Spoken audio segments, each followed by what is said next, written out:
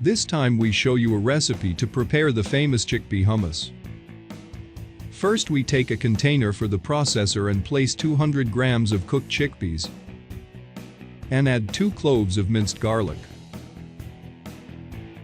Next we add a tablespoon of olive oil,